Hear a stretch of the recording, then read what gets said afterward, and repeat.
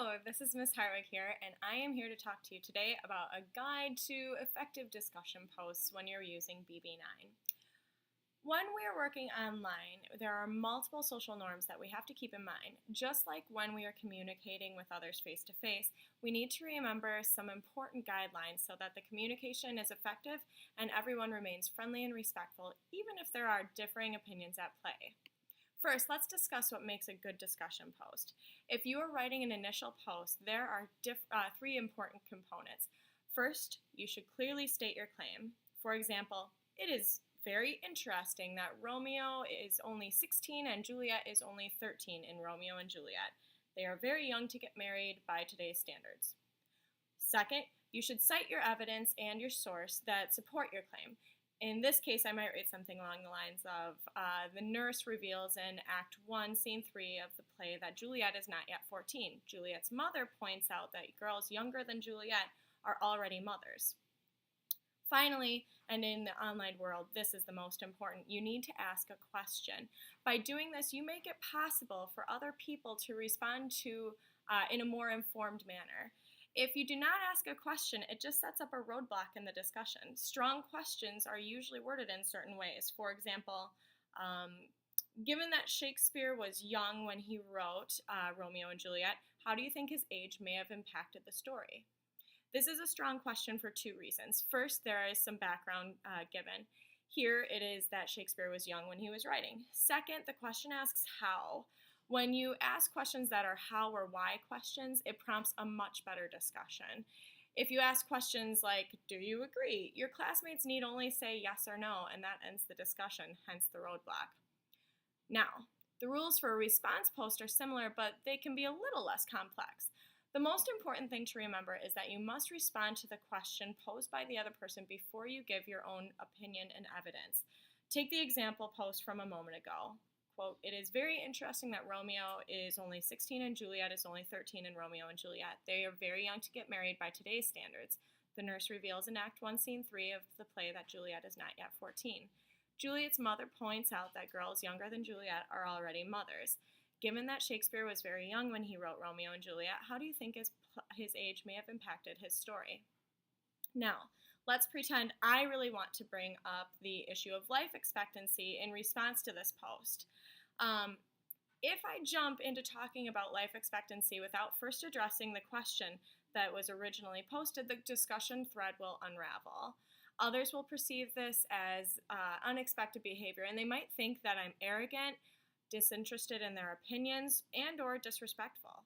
The thing is that I know my life expectancy idea is really important, so I have to work it in, but I just have to do it in the right way. So what I'll do is first respond to the question, and then I will find a sensible way of linking it to my idea. Check this out.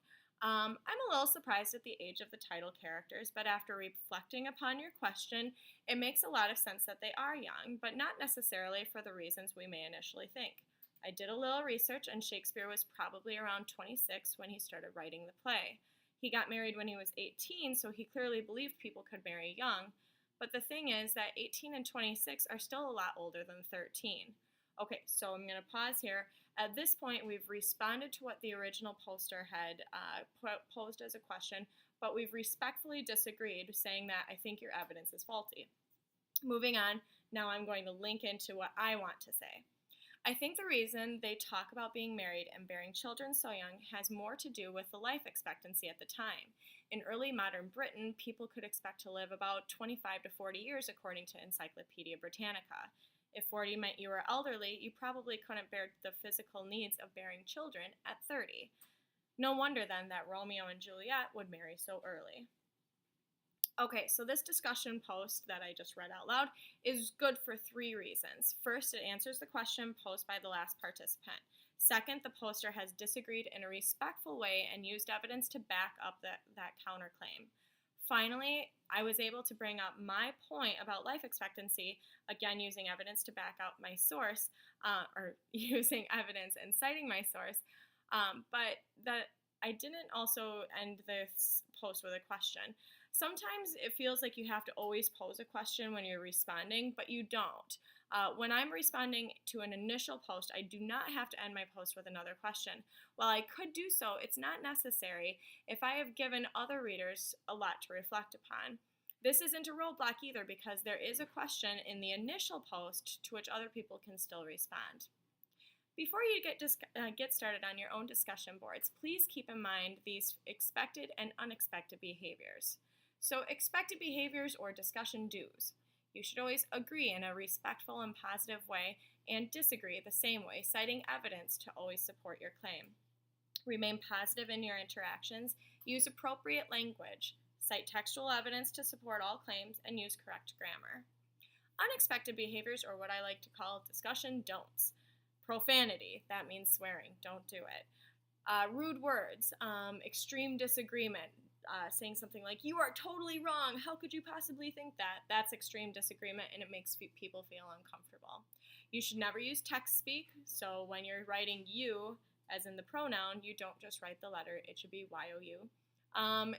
Avoid non-academic talk. Don't ask people what they're doing this weekend because that doesn't belong on a discussion board, especially in English class. Avoid random conversation, which gets back to that, what are you doing later this week? Also avoid dominating the conversation. If you're constantly posting and you're taking the other ideas that people might have before they can post it, it's going to seem a little bit obnoxious to other people. You should also not beat a topic to death. Don't just keep going back and going back and going back. For example, when I was talking about life expectancy, if I added like 4 more posts to that talking about life expectancy, that's getting a little bit much. That's dominating the conversation, and that's an unexpected behavior. Finally, you should also avoid regurgitating or using other people's thoughts. If somebody said it in the initial post, there's no sense in really saying it again. You can just say, "I agree with you," and then go on to add your own evidence or your own ideas. Hope you've enjoyed this mini lesson. Have a great day.